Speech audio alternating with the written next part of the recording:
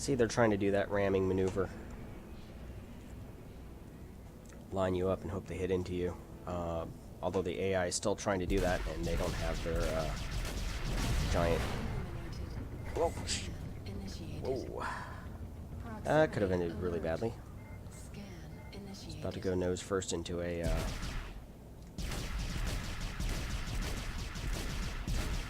Once again, he was kind of set up to where he did not have a lot of momentum. And that got the AI killed.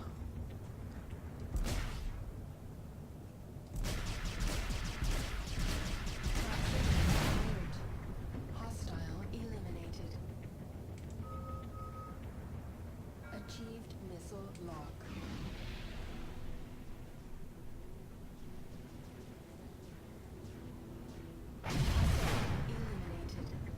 Boom. Zero hostile contacts remaining. Warning. There are multiple hostiles inbound. Contact. Scan initiated.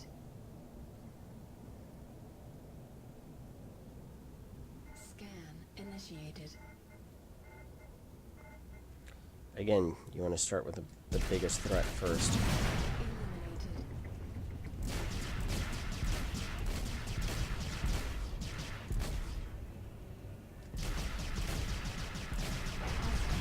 Eliminated. Proximity alert. Whoa. Scan initiated. Stern shielding depleted. Proximity alert. We're here flying around the station here. Refreshing shield.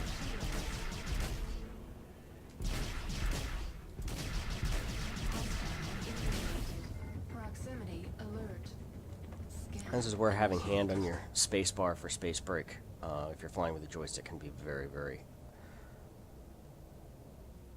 useful. Proximity alert. This is where having track IRs would be a lot handier, because then you could very quickly figure out how much maneuvering space you really got. I generally knew where the space station was, but I couldn't be exactly sure. And in these type of games, being completely situationally aware Proximity is a just huge factor. eliminated. Because you make and I've done it multiple times against my own wingmen. I'll be sitting there and Elite units en route. ooh, elite unit. Contact. Scan initiated. Well, the rest of them are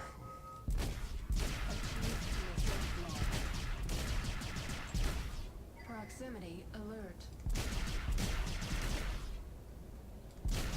is that debris?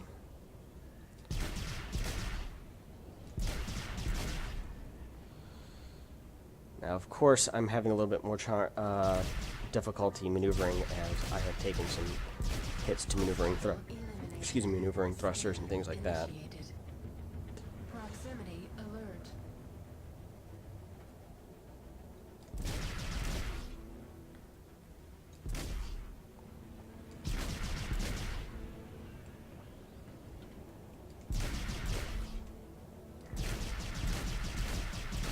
Hostile eliminated.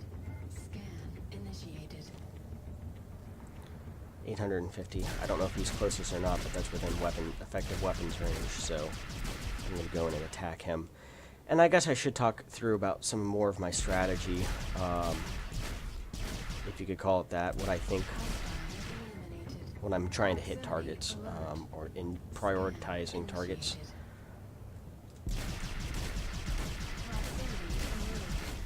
Hostile eliminated. Scan initiated.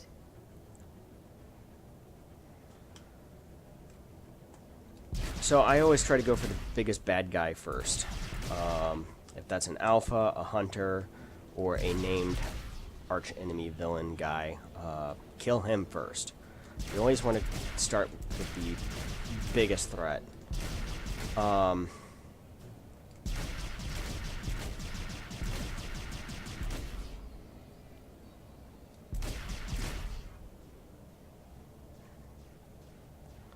And once you've engaged a target, generally don't break off unless they're being engaged actively by some of your wingmen. Let's see if I was going to get shot at right now. Since I have 2 other wingmen keeping this guy occupied, you would be very safe to disengage. But if you thought you had the better angle, and you're on voice comms and things like that, and you had AI that you could give orders to, you know, the appropriate thing would be, hey, I've got a bad guy. I mean, one of you 2 that are currently shooting him, shoot the guy trying to shoot me. There are multiple hostiles inbound. Okay, Contact. so tactics. Scan So in this wave here, initiated. I'm going to pick the nearest hunter and go for him. Now I'm far enough away that they are all going in on Vixen. So I'm going to burn in, try to ruin this hunter's day on the first opening pass. Proximity alert. And I failed. You know, this is a boom and zoom. Although, that being said, it also maneuvers quite nicely too. But I was trying to go for a boom and zoom pass where you basically kill them on your opening pass. And sometimes, if you're lucky, you can line up 2. Eliminated. Alright. Scan initiated. Now, instantly switch to this guy. Since we are still, I believe, outmanned, outgunned, and somebody is shooting at me right now. Proximity You can see alert. their shots going by. Depleted. Now I know I'm critical on shields, so I'm going to try to keep up maneuvering as well as getting shots on this guy to keep him from turning around. But anyway, it locked onto this guy. He was within effective weapons range, maybe a little bit closer than I really wanted. So I went ahead and engaged him. I'm looking for the closest guy within weapons range whenever you're in a multiple ship engagement. Now, unlike a manned fighter, you know, there's nobody giving you feedback as to how they're doing. So I have no idea. Crap. Initiated. Stern shielding at half strength. Scan. Now there's this guy shooting at me, so he's my next priority threat. Depleted. Hostile eliminated. And ouch. Hostile eliminated. Scan. I'm gonna switch views here. Proximity alert. Refresh. All my weapons look good, but my engines. Yeah. My engines and that side of my wing don't look so hot.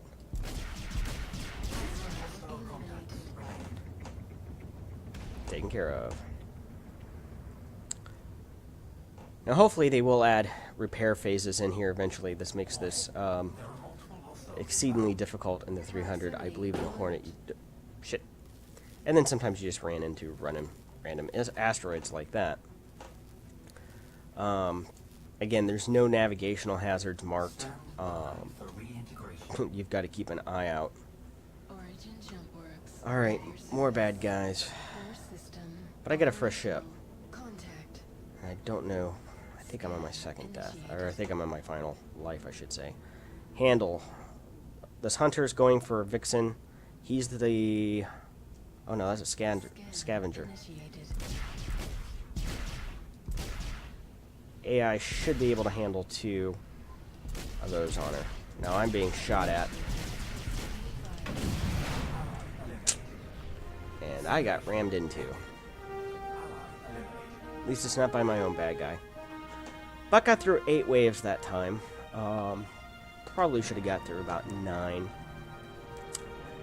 You know, is that really the joystick's fault? Is that really my fault for trying to outline tactics and things like that? And not really paying that serious of attention. You know, it's kind of hard to say. But still, you know, I'm getting to wave 8, 9 pretty easily with standard 300i. T16000M, I mean, I got to 10, 11, 12 pretty easy. So I think that the fact that the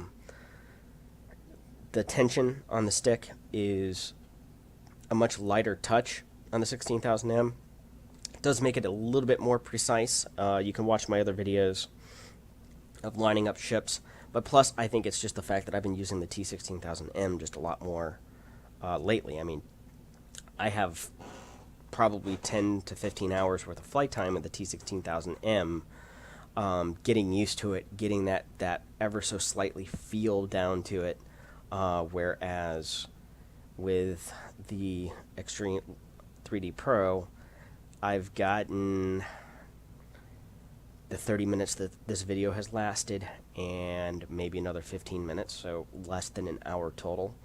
But my overall impressions of the stick is, you know, if you give me a pick between the Extreme 3D Pro, here we go for match 3, but I'm not going to play all match 3 here.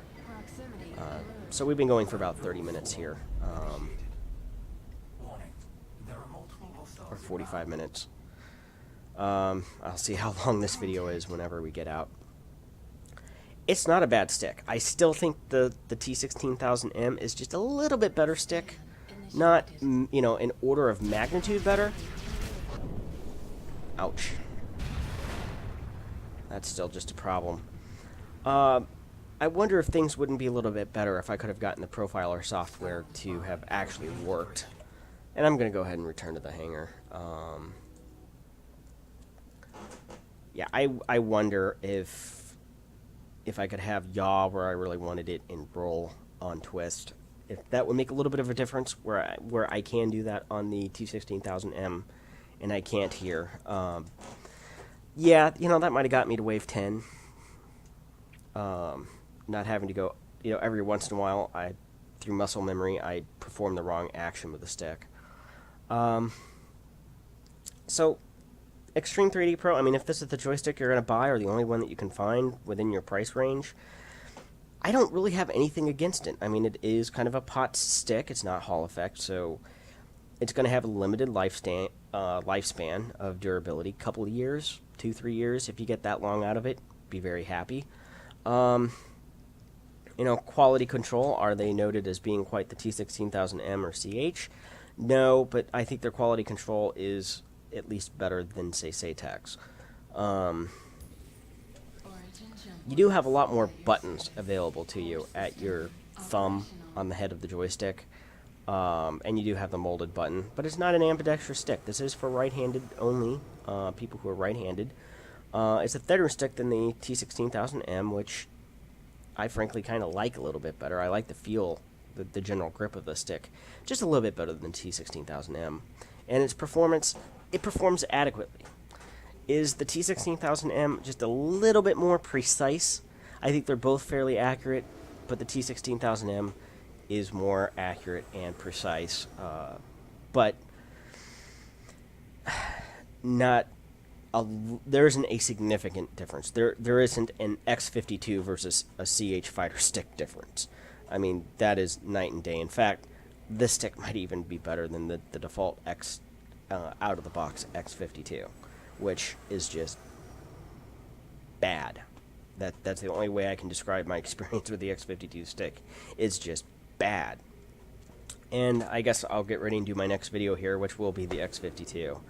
And if you don't want to watch that video, I will sum it up to you right now. Bad.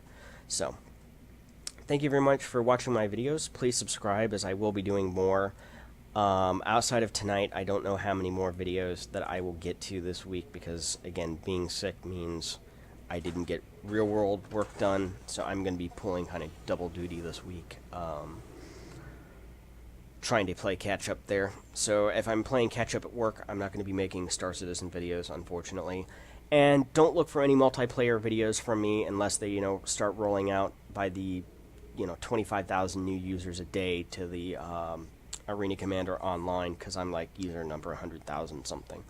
So I've got a ways to go before I'm going to be playing against other humans and can match my talent against theirs and see who's better. So anyway, that's my playing with the Logitech Extreme 3D Pro. If it's the stick that you're going to buy at the price range, or you have purchased one of these, you didn't get a bad stick by any stretch of the imagination. It works for me just fine. Again, I wish the Profiler software would have worked. I spent more time goofing around with that than just about anything else. So, well, we'll kind of end it there. I will upload this. Thank you very much for watching. Please subscribe, and to watch my further videos as I get in more joysticks to test. Hopefully I'll be able to borrow my friend's Warthog again here one of these days, so I can give a better hands-on review. Last time he was away, down at the lake, a Reading Commander wasn't out yet, and I wasn't feeling all that well that weekend, so I just didn't get a actual video done either, so I kind of missed out on both accounts. But go see the new 315A or 315P in my hangar. Just this looks like it's a 315. Yep. So I'll have a jump drive and upgraded engines right out of the gate. That'll probably go in my 325A, but we'll see. Well, thank you very much for watching, and see you next time.